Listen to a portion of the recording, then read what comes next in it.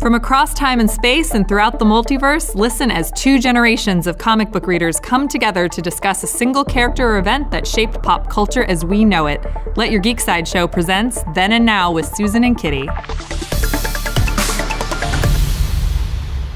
Hey everyone, it's Susan. And it's Kitty. And today we're taking a turn to the dark side to discuss one of the most iconic film villains of all time. From his quotable lines and distinctive voice to his tragic past turned villainous origin, this Lord of the Sith is revered. What is revered? I don't know what that word is. It rhymes. It's revered. It's revered and revered and feared throughout the galaxy. I see what you're going for there. Now you guys all know I don't know how to pronounce words. So his pop culture legacy is impressive. Most impressive. It's Darth Vader Then and Now. Woohoo! Sorry, Darth Vader, we botched the intro. We need to get James Earl Jones to come. Well, if James Earl Jones was recording this podcast, I would just be staring at him talking and not dealing with anything else. I'd just be like, please just talk more. Anyway. So Darth Vader.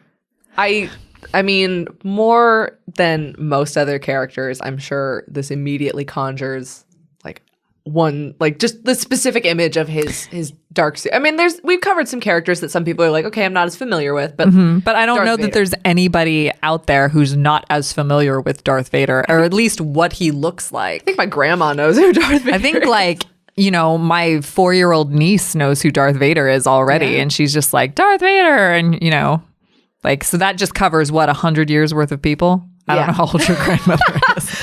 We'll go with that. But Darth Vader, his armor, the Galactic Empire. Exactly. Yeah. They are extremely iconic. I mean, I challenge people. I know that in a list of top 100 villains, I think Darth Vader came in third or something. I've read lists where he's come in third and second and even first. So he's always top 3. Always top 3. Yeah. Okay, cool.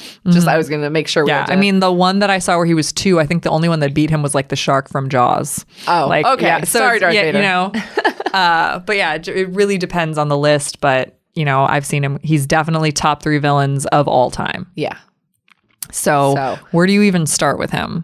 Because this is another one of those then and nows that the then is the now and the now is the then, and they're like Star Wars. And they're all connected. And they're all connected. It's like the Force. This one's a pretty interesting one because the original trilogy kind of saw the complete rise, but it was the rise and fall of his character arc. Yeah. That they have then since almost everything else in this discussion besides the original trilogy is filling in the backstory. And they went macro to the very beginning, and then they start filling in more and more and more and more and more. Even to the point where you get to his grandson who still wants to be him. Yes. And that's probably your now. Right. But I needed a little more to talk about. But they start filling in the moments between moments. So Darth Vader, you've got that iconic villain who's terrifying, and then that brilliant plot twist I always love that story because apparently James Earl Jones thought it was a lie. like he read the script and was like, well, he's lying. and how interesting that we come up with a similar instance in The Force Awakens and The Last Jedi, where we're like, well, obviously, a character like Kylo is lying to the hero, right? Character. Oh, your parents are nobody. Sorry if you haven't seen The Last Jedi. Kylo says your parents are nobody, and then it's like, oh, well, clearly her parents. And every other fan is mostly like, yeah, well, no, her parents have to be somebody, right? So yeah, it's the same. It's funny when you think about it, because Star Wars is a saga and there's so many cycles in it of life and death and passing things on in families. And then you see cycles of fandom as well. Oh, that's a lie. Oh, well, that's clearly a lie too. There you go. Right. But going back to the then, you can't really talk about Darth Vader then without bringing up Anakin Skywalker. Right. And his really terrible childhood. He really did not have a good beginning. Yeah. And so it's interesting that they show the end of Darth Vader's life and his redemption as the first set of 3 films, and then they had to go back to the beginning, and so much of the media in between wants to explain out almost every little bit of why, because he was so mysterious in that oh yeah first. But going back to the prequels, and I don't think we need to dwell on them for too long. Oh no. But you do see that it almost seems as though Anakin had very little choice, because you see the you see some of the negative aspects of the Jedi Order. I mean, you've got people who so staunchly believe he is the chosen one and how that will affect a character. But it in a way, the prequels are explaining away some of that mystery of Darth Vader. So I would effect. also say that while you see that in the prequels where people are putting the chosen one thing on, chosen one like prophecy onto Anakin, when you get into the Clone Wars cartoon, you see him almost kind of own it in a very arrogant way, which to me contributes to his turn to the dark side even more. Right. And the beginnings of Vader to me really come in when you watch that Clone Wars cartoon and you see how he deals with this. And like, so I completely agree. I think the Clone Wars series encapsulates, plus they had a lot more time than the prequels. I mean, let's say the prequel movies are 2 hours each. And so it's like 6 hours. 6 hours to discuss his story. Versus like what, 5 seasons? 5 seasons. And then the little mini season of the Clone Wars. And then now it's coming back. Right. And so you get so much more time. And the Clone Wars covers a more concentrated moment of the Star Wars history. So the prequels have to jump between years. And so we're showing you a little bit of each time. And so that arc does seem a little stilted because we all know where he's going in the end. And we know how he'll be redeemed at the end. But I think the Clone Wars especially are a fantastic look at Anakin becoming Darth Vader. Yeah. Yes, absolutely. And then to see, because obviously the Clone Wars start in the movie Attack of the Clones, and then you have all of the Clone Wars cartoon, and then you get into Revenge of the Sith, and Revenge of the Sith is the first time you actually see Vader. Right. And it was just so interesting because to me, without the Clone Wars cartoon, like we need it now because you're right. The prequels had to jump. There's no choice. They're covering the Republic and trying to get a lot of information and backstory into 3 movies that there's just not fit a very defined endpoint. They had a certain narrative to dovetail into. Yes. And so the Clone Wars needed to happen because if you actually are telling the full story of Darth Vader, which they were trying to, it's like the original trilogy's Luke. And so this one was supposed to be Vader.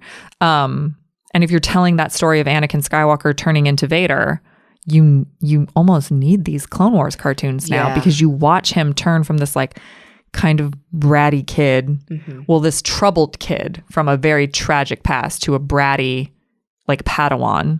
The chosen one who's been placed into this like ideology that in some ways I don't know that he truly understands until much later in the Clone Wars. Right. And then to become this arrogant kid who's like, I am the chosen one. What? So what? So, yeah.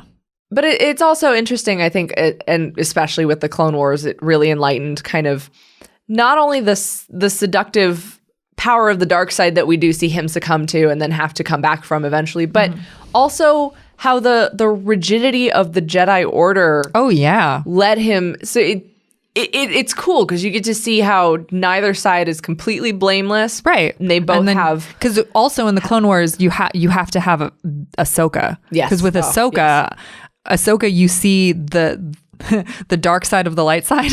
Right. Like you see the Jedi Order in a way that's like causes her eventually to walk away from it because she realizes it's not for her because it's not without its flaws. And oh my gosh, I was going to say something about Anakin and now I can't think of what I was going to say. But what I mean is that like everything about him, it is very seductive and the dark side, this is what I was going to say. I remembered. There we go. Okay. So the dark side is seductive. And when you come from a background like Anakin Skywalker, you are looking to get out of anything. So the dark side is a lot easier. Because if you think about it, like it's easy to get angry. It's easy to be afraid. Like these are primal instincts that like people just go to. Like I know that I go to a place of anger like instantly if something upsets me. Like even in freaking traffic, I'm like, oh my God, like all of a sudden I go from 0 to angry, and you know? Force choke the drivers in front of you. You just, you want to force crunch all the cars that are in your way and then you're happy. But like that's an easy way out. And for Anakin, he knows the powerlessness of his own history. And so to fear that being a part of the Jedi may leave him powerless in some respects, even though he is the chosen one, that allure of the dark side, because that is true power. Like that, you can almost see how very easily he's been denied some agency by being told you are the chosen one, you will bring balance to the galaxy, and then saying, well, I want to make my choice, and you didn't leave me. The choice of the Jedi has been made for me, so my choice is the dark side. And I mean, yes, I also see his choice as Padme, which, you know, like in a lot of ways, he keeps being told, you need to do this, you need to do that, you need to do this. And then he falls in love with Padme. Right. And he's not supposed to do that. That's also not the Jedi way.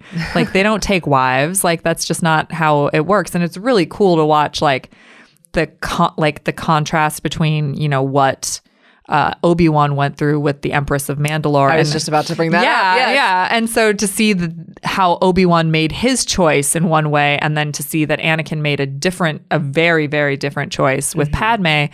But Anakin, his whole life has been denied everything. You know, like, he comes from absolutely nothing in a slave culture where he is owned by someone else. And in a way, he's constantly looking to escape that. And he's realizing that the Jedi Order and being put into a label and a box of the chosen one is just another, like, chain that is put on him, for lack of a better way of putting it. And so he's constantly looking for ways to break out of that. And one of them is Padme, and the other one is the dark side. So... And even his relationship with Ahsoka in the Clone Wars. And you can see both of them kind of testing the limits of what the Jedi Order allows and what it means for their relationship as Master Padawan.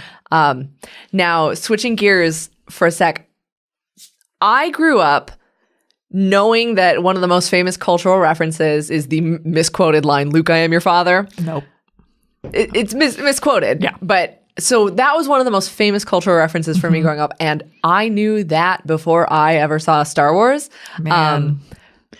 So it's crazy, and most of these pieces of media had come out in. I saw Star Wars very late in the game, so I mean, it was so culturally prevalent. I don't know how it was for you, but I want to know now, just pure, like, seeing Darth Vader without all of the, like, prequel, Clone War, all that knowledge. What is that original trilogy Darth Vader for you? Well, he was the scariest thing in the world. I am too young to have seen any of the Star Wars movies in their original theatrical releases. Right. But I did see them all very young. And Darth Vader was terrifying because he had this, like, big booming voice that was, you know, overwhelming. And he, especially the first time you see him when he's walking into the tent of 4 on, like, everything's white. And then there's smoke. And then there's Vader. He just looks like a cutout silhouette, like, of power. Yeah, he looks like a shadow. He looks like the boogeyman. Like, for any other, you know, there's no other really way to describe that. Where you even have the contrast of Leia against him. She's all in white and they're blowing up Alderaan and he's this black, like, just being behind her. He looks like the boogeyman. He's terrifying. To this day, I still, like, get very nervous even around Vader cosplayers. Like, it's like this inane thing in me. And then going back to the you mentioned the "I am your father" moment. I didn't know that the first time I saw it. Really? And did you think it was a lie? No, I didn't. Oh. I cried really hard because I felt so bad for Luke. Oh, no. And I cried. And I remember because I watched the movies with my dad and I was like, Luke's going to have to kill his dad. Like, and I thought that was, like, the worst thing. That's what bothered me. To believe that is the choice he had to make. That was what I believed. Wow. I honestly believed Luke had to kill his dad. There was no other way for the good guys to win. Wow. And, like, that was, like, heartbreaking to me. I think I saw it for the first time when I was, like, 4 or 5 years old. Like, I was really young, but I was young enough to, like, understand good guys, bad guys, and like, you know, father, son. Crap, the father's the bad guy, the son is the good guy, the son's gonna have to kill his dad. Like, that was, like, how my logic brain worked when I was that young. And I was so upset to the point where my dad was like, he's not gonna have to do that. He's like, my dad had to actually spoil, like, he was like, he's not gonna have to do that. And I was like, yes, he is. That is fascinating. See, I had all of those twists and quotes and all those most culturally salient moments. I just grew up knowing those, even though I hadn't. And that's crazy to me. But the first time I was watching a set of borrowed DVDs, they were on DVD by the time I watched them. Yeah, I watched them recorded off HBO on VHS. My friend had already watched Empire so much that her disc was scratched, and so we get to "I am your," and then it cut off genuinely, and I was like, "Well, I know what happens, but." Oh man. Oh man. Man, I think of that as like one of the I obviously it was before I was born, but I think of that as like, thank God the internet didn't exist back then, because what if that was spoiled? Because like, think about how that would have worked like in 1980 when everyone was going to see Empire. Like, unless you overheard someone talking about it in the theater, like that Homer Simpson joke, like in that one episode of The Simpsons, like unless you heard that, or like one of your friends was a jerk, you weren't going to get spoiled about that. Yeah. Now, speaking of like the redemption and the ending kind of for Darth Vader, did no one like clue Kylo Ren in on like? So yes. I think that Thank you for bringing this up. I think it's such a fantastic part of the new. Well, it's not quite a trilogy yet. It will be in 2019. How exciting! But of these new films, to have a villain who is so motivated by, again, those most salient moments in the villain's history, while simultaneously ignoring the growth and resolution of Darth Vader's life and legacy, just to have Kylo so obsessively harping on his grandfather's achievements, even though those weren't, in the end, what Anakin Skywalker chose to I mean, he had those evil achievements, but through the redemptive power of Luke Skywalker, just to have Kylo Ren taking what he wants from that history and using that history to write his own future. I mean, it's revisionist history. It's what a lot of people do. I think it's just so fantastic because, again, where do you go from the most iconic number 3 to number 1 villain in all of cinematic history? You have to go to someone who so wholeheartedly believes in what Anakin ended up recanting by the end of his life. Yeah. I think it's really interesting to know what we know now from Last Jedi and like what happened to Kylo, because we just spoke to the fact that Anakin, his choice was the dark side. His choice was Padme.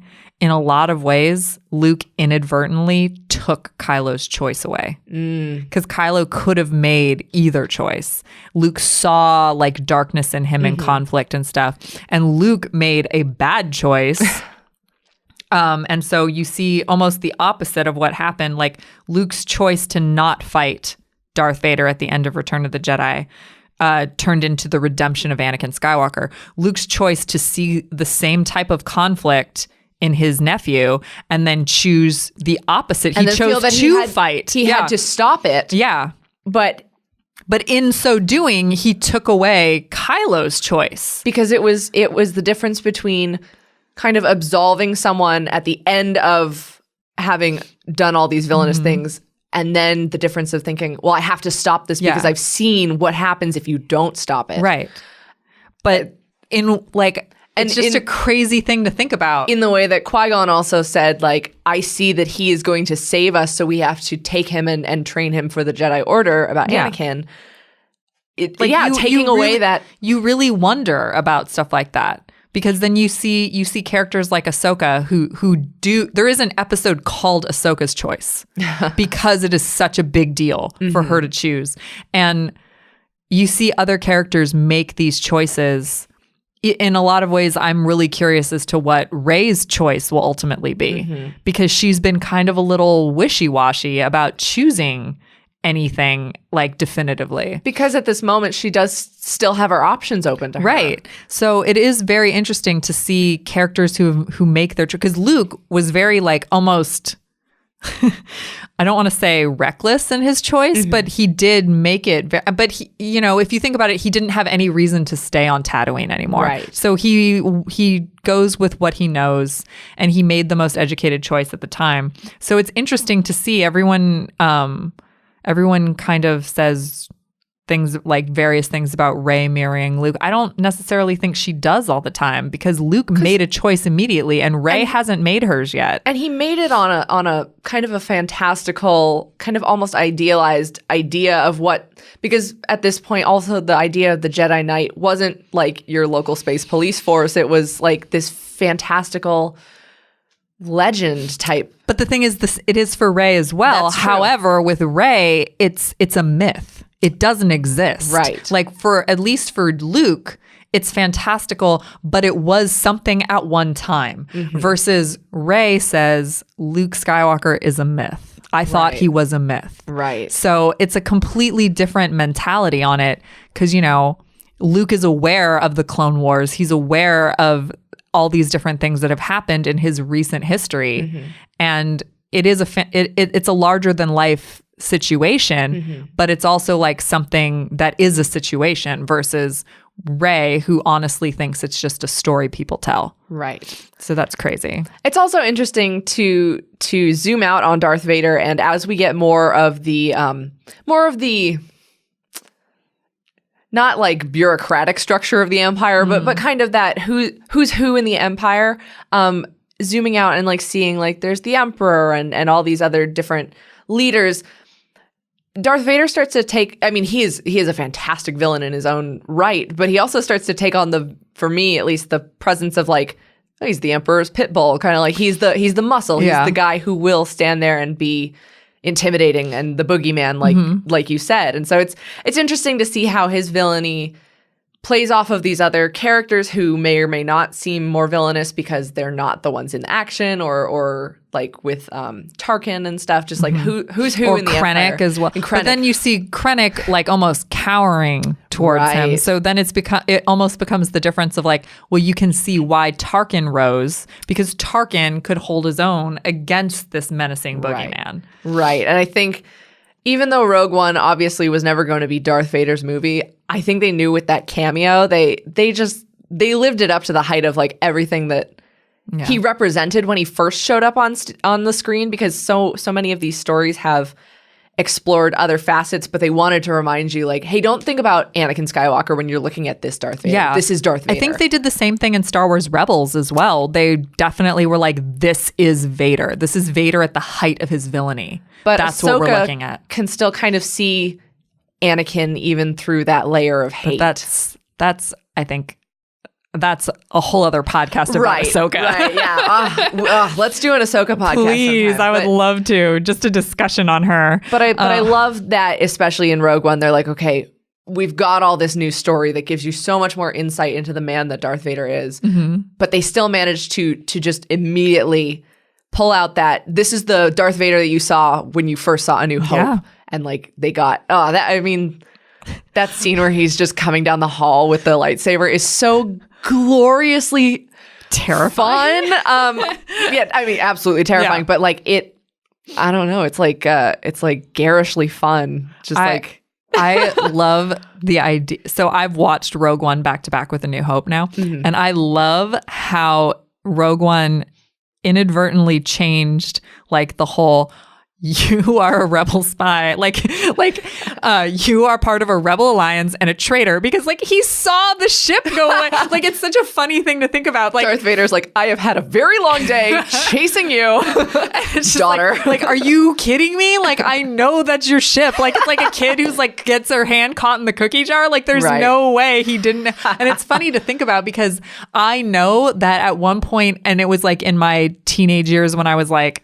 watching Star Wars, going like, how does he know? Is it just the Force? Like, you know, you get he's just got a really good feeling about this. Well, yeah, you get philosophical about the Star Wars movies, where you can just be like, is it the Force? Is that why he knows? And it's like, no, he literally saw them like fly away, and he pursued them. Like it's super funny to think about. It changes a couple of the lines. Yeah, and I mean, even with even more of these, I keep saying the moment between moments, We've seen all these things. They've got a couple of new Marvel Comics series that are explaining some of those other moments. They did the 2017 Darth Vader's like what happens like just after he wakes up after putting on the suit and like adjusting to learning about Padme and also making his lightsaber and adjusting to his robotic limbs. But the 2015 series was just after the Death Star destruction. So we fill in all these moments and I think they're great flavor text for the character and everyone will have their own interpretations of it. But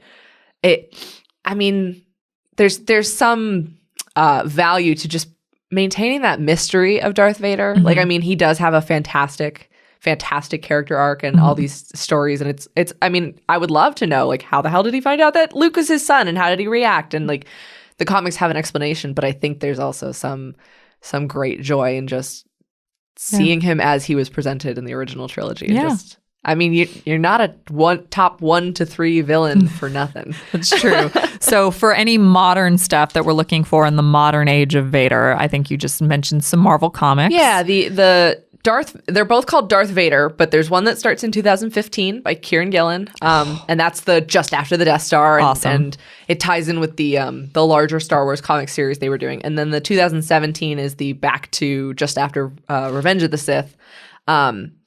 And then, I mean, it starts to get kind of wishy-washy because again, then is the now and everything's interspersed, but like Rogue One. Yeah, Rogue One. So if fans are looking to follow Darth Vader's adventures, probably like Star Wars Rebels. If you really want to learn more about Anakin, I would suggest the Clone Wars cartoons. Oh, yes. Because then you can see, I mean, I hate to...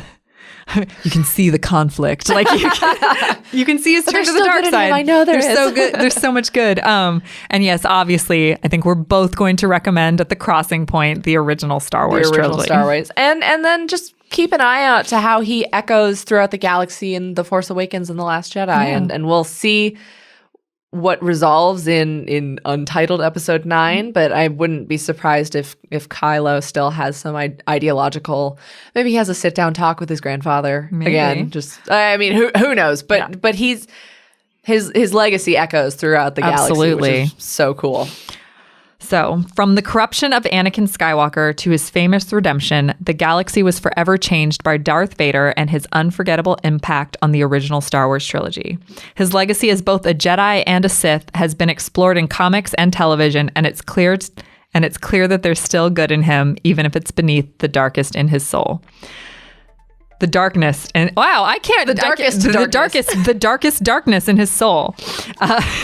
Well, even though I can't read notes, thank you guys so much for joining us today because that's Darth Vader Then and Now. For more ad-free pop culture news and content, visit geeksideshow.com.